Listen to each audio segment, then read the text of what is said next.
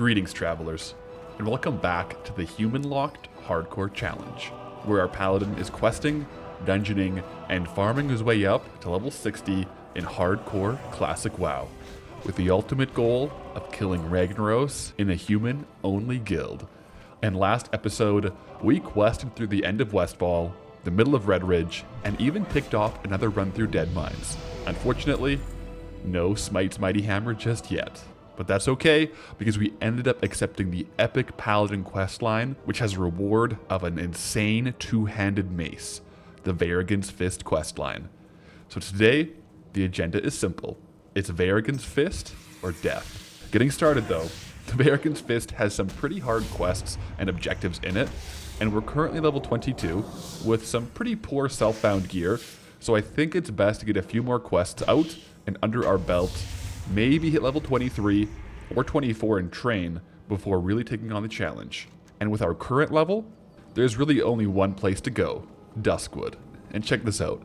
On our way in, it looks like this elf is coming along, but with our new Pursuit of Justice 8% speed boost talent and his poor choice of pathing, we actually get to the vendor first and snag 2 of the large healing potions. Those could come in handy on our quest for Verigans Fist. We didn't take all 3 in supply though, and left one for the Night Elf, and we also gave him Wisdom. Duskwood is no joke, and I don't want to see anyone else die today. Let's check into Darkshire though. There are quite a few quests going on in this zone, and most of them do require a fair bit of running around, so we'll be sure to min-max as best we can here. Councilman Millstipe here, for one, has a quest to head into the Stormwind Stockades to assassinate Dextrin Ward, a criminal who was caught stealing bodies from the cemetery and selling them to Morbid Fell, a bit of a Duskwood necromancy legend.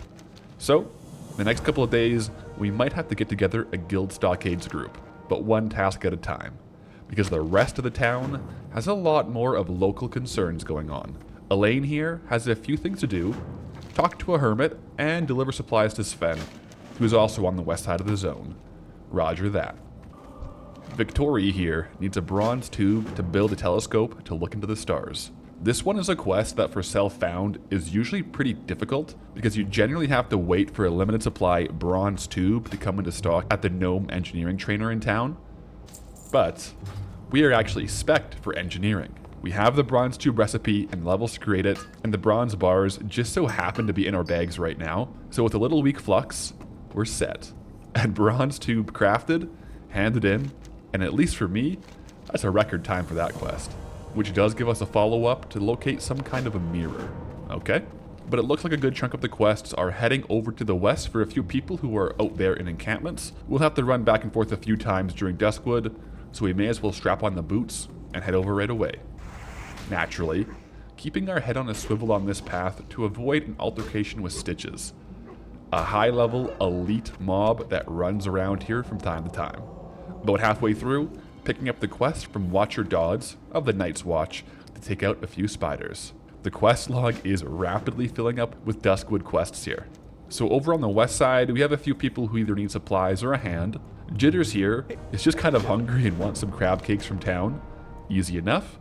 Sven needs some supplies, and he wants us to get a few things from his old farmstead, which is now overrun with Defias or some kind of worgen, and his friends need some wolves taken out. I suppose if I was in these woods, I would want the wolves gone too. On top of that, Abercrombie, the hermit, needs us to do some favors for him. I guess he's a little far from town, so doing the old man a few favors surely couldn't hurt anyone. Just a nice paladin helping out a traveler in need. Right?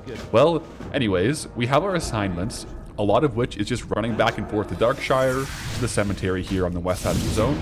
But if we take the shoreline on the north side of the zone, both ways, we can get progress towards both the wolf kills from Sven's camp and the spider kills for Watcher Dodds. Plus, there is the benefit that Stitches isn't roaming around on this part of the zone. But to be quite honest, all of this fighting and hitting some mid-level characters makes me realize how under-leveled our mace is really getting. Not getting any weapon upgrades from our 2 Dead Mines runs is feeling pretty rough right about now. After a few of these quests, I think we really need to lock in and do the Verigans Fist quest chain. But our first run back to Darkshire here is a success. We can stop back into Madame Eva, who needs us to get a ghost hair thread now for the hermit, and talk to the local tavern chef about getting some crab cakes. He says he needs a few gooey spider legs to make them, That doesn't sound like crab, but not a problem at all. Those can drop from the spiders we're already working on. Oh, Night Elf down. Last words. Oh, that wasn't too bad. Well, dead mines can be deadly indeed. But no time to waste. It's back out to get the Spectral Comb. And luckily for us, a good chunk of the mobs out here in Duskwood are undead, which means as a Paladin, we can use a few of our class-specific spells like Exorcism to do a little bit of extra damage. Not to mention, that's one of the spells from Classic WoW that I just love the sound of. And it's Into the Shed for the Comb. No combat needed, and it just so happens that Blind Mary is the same mob that we need for the mirror to build that telescope. I kind of forgot about that, to be honest, but hey, we take those min-max quest runs when we can, which actually puts us up to level 23, and we might have a bit of trouble out here actually.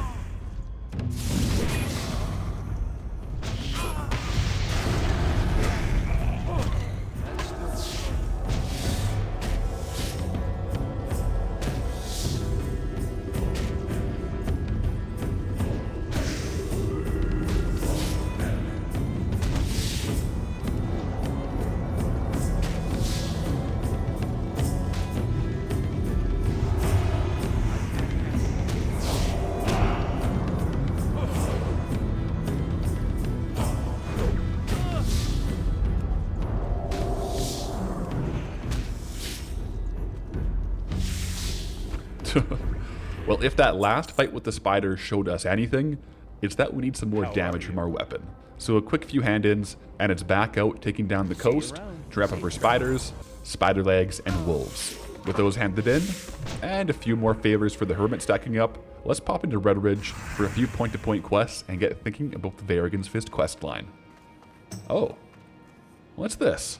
Another paladin in the guild is checking to see if anyone else is doing the mace quests. Well, we are. Let's group up and head over to meet up with them. Aldrich, level 22 paladin.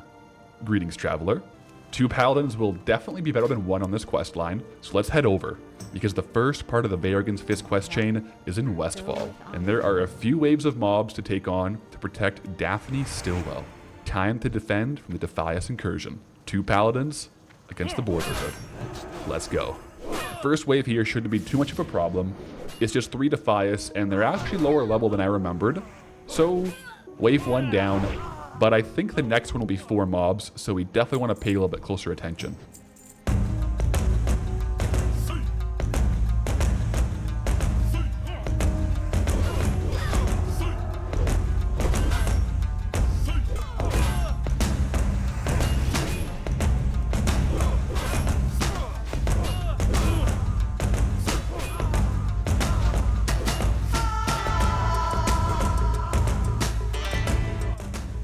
Alright, the final wave.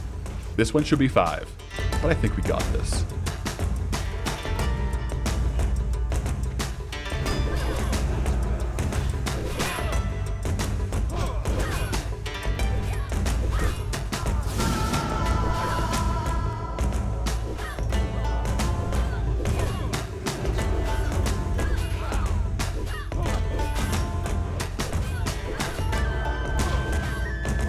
It looks like Aldrich might be disconnecting or something. He isn't moving or attacking, so we'll finish this off and make sure no mobs come up and fight him.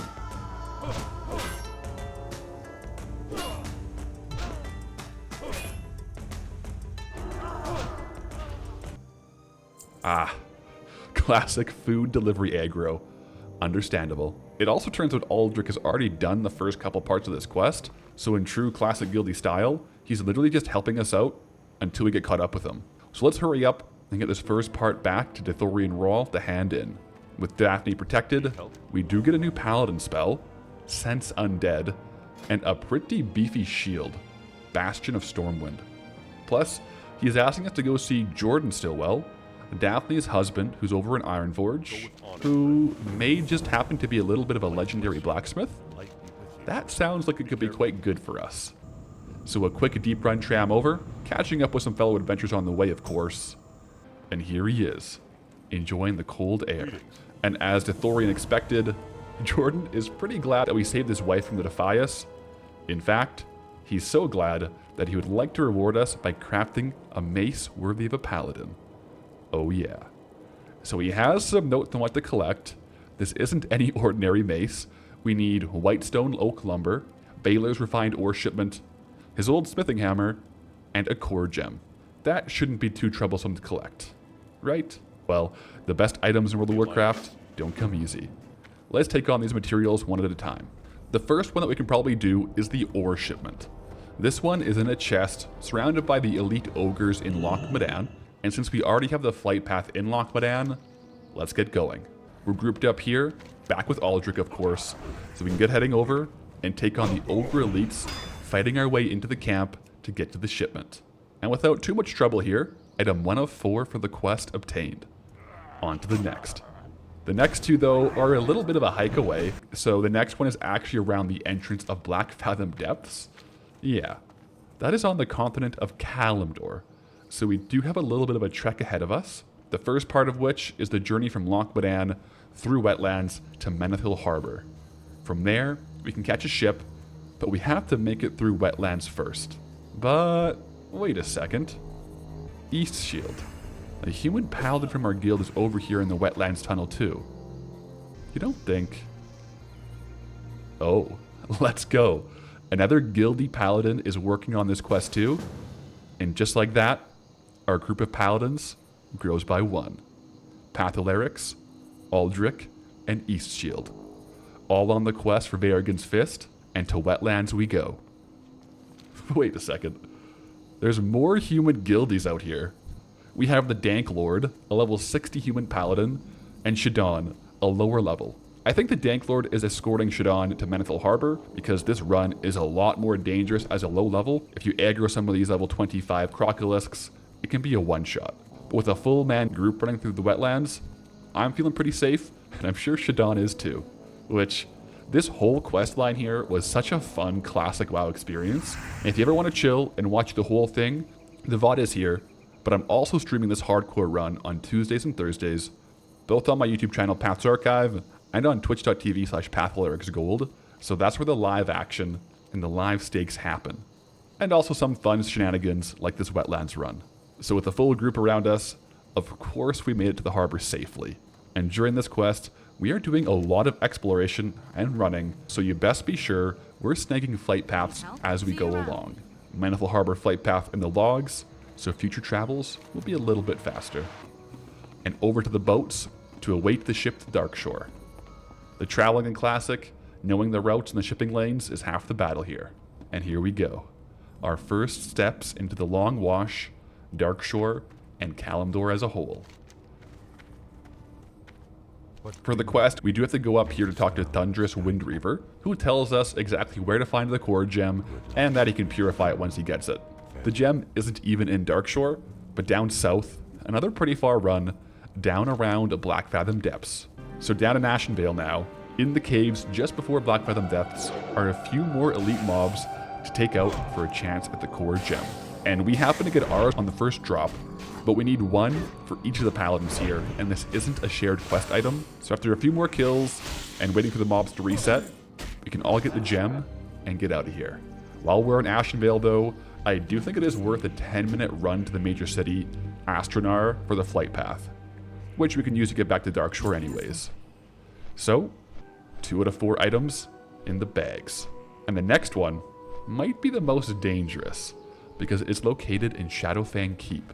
So back through the boat, and running north now in wetlands, all the way north to Arathi Highlands. This right here, very well maybe the most dangerous part of the quest. The mobs here are up to level 40, and there is a horde patrol, the courier, that can spawn on the paths. So if we get close to a high level mob, or time patrols poorly, it could be game over. But no issues, luckily, and we're here in Hillsbrad Foothills. Of course, we're gonna grab the flight path in South Shore, and it's off the Silverpine Forest to enter into Shadowfang Keep, the dungeon. Jordan Stilwell must have worked here before, because this is where his blacksmith hammer is. We don't have to do the full dungeon to get it, just the first boss, no problem, and into the first room within the stables. And if all is well, the hammer is right here in the stables. Perfect. 3 out of 4 obtained. And most of the running around completed now, because the last item is in the lumber mill of dead mines. And we know how to get the dead mines all right. And who else to tank for us than our good buddy Aldrich. So it seems like it's time for round 3 of dead mines. And once we get the piece of lumber, the 4th item for the craft, we pretty much should be able to just go straight back to Jordan outside of Ironforge and have him craft the mace. And that mace should be a pretty darn massive upgrade, definitely better than any of the drops in dead mines, which raises an interesting question. What are the odds we get an upgraded weapon on our 3rd and final run of dead mines, right before we get the true upgrade? We'll see. First things first, the lumber. We should be able to get this from the goblins in the shredder room, and oh, we actually pulled quite a few of them.